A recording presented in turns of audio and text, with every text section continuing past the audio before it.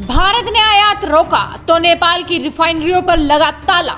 इधर नेपाल के PM KP ओली शर्मा लगातार भारत और नेपाल के रिश्तों में दरार डालते जा रहे हैं, तो उधर भारत ने भी अब धीरे धीरे नेपाल को सबक सिखाना शुरू कर दिया है। ये तो आप सबको मालूम चल गया होगा कि नेपाल किस तरह से भारत पर निर्भर है। नमक से लेकर सब्जी तक और रोजगार से लेकर रोटी तक हर चीज भारत से जाती है। भारत भी हर संभव मदद को तैयार है, लेकिन नेपाल की लगातार बढ़ती हरकतों और बयानबाजी के चलते अब भारत ने भी कड़े कदम उठाने शुरू कर दिए हैं। दरअसल भारत बड़ी मात्रा में नेपाल से रिफाइंड पाम ऑयल लेता था, इसीलिए नेपाल की इंडस्ट्री ने इस ओर काफी इन्वेस्ट भी किया था। लेकिन अब भारत की ओर से बीते दिनों रिफाइंड पाम ऑयल के आयात पर रोक लगा दी गई है। इसके बाद से ही नेपाल का बिजनेस पूरी तरह से ठप हो चुका है। नेपाल की कई रिफाइनरी कंपनी ऐसी हैं जिन्होंने अब कच्चा माल लेना तक बंद कर दिया है, क्योंकि भारत ने उनका माल खरीदना ही बंद कर दिया। रिफाइंड पाम ऑयल के आयात पर रोक लगाने से नेपाल की खाद्य तेल रिफाइनरीज पर संकट आ गया है। भंडार भरने की वजह से रिफाइनरीज में काम बंद हो गया है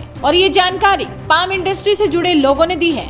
समाचार एजेंसी रॉयटर्स की खबर के मुताबिक पड़ोसी देशों से ड्यूटी फ्री शिपमेंट में कमी लाने के लिए भारत सरकार ने मई में 39 तेल आयात लाइसेंस सस्पेंड किए थे। इससे नेपाल की रिफाइनरीज में गड़बड़ हो गई। नेपाल की एक रिफाइनरी के डायरेक्टर अमित शारदा ने कहा कि अब हम कच्चे पाम ऑयल का आयात नहीं कर रहे, लेकिन हमें स्टॉक की डिलीवरी करनी है। इसकी प्रक्रिया जारी है। शारदा ने कहा कि नेपाल में इस वक्त 70,000 टन से ज्यादा पाम ऑयल का भंडार हो गया है, जो स्थानीय खपत से काफी ज्यादा है। रिफाइनरीज में काम न होने की वजह से नेपाल के कच्चे पाम ऑयल आयात में भी भारी गिरावट आई है। सरकारी आंकड़ों के अनुसार पहले नेपाल हर महीने 21,000 टन तक का कच्चा माल मंगाता था, जो अब 7,000 टन पर आ गया है। दरअसल भारत नेपाल से करीब 2/3 तक रिफाइंड पाम ऑयल लेता है। एक तो इंपोर्ट पर लगी रोक और दूसरा नेपाल के साथ जारी तीखे संबंधों के कारण नेपाल को बड़ा नुकसान हुआ। इससे पहले भारत की ओर से रिफाइंड पाम ऑयल पर आयात शुल्क बढ़ाए जाने के बाद नेपाल में पाम ऑयल रिफाइनिंग कारोबार तेजी से बढ़ा था। अकेले 2018 में ही नेपाल में 54% घरेलू रिफाइनरी लगी है। साउथ एशियन की ट्रेड एग्रीमेंट के तहत टैक्स फ्री माल भारत में भेजने के लिए पड़ोसी देशों में रिफाइनरी स्थापित करने वालों की संख्या में भारी इजाफा हुआ है।